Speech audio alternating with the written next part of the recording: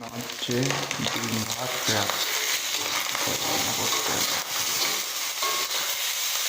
এর ভিতরে আছে পান্তা ভাত, লবণ, পেঁয়াজ, ঝাল আর ডিম।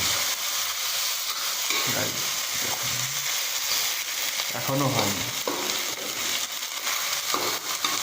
নামানো হয়ে গেছে থালায়। দেখুন পান্তা ভাতে ডিম ভাজা।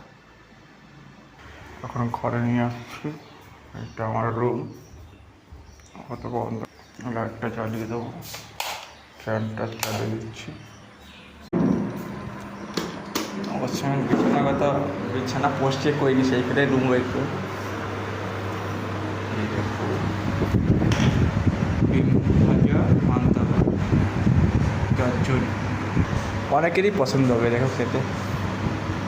Bye bye.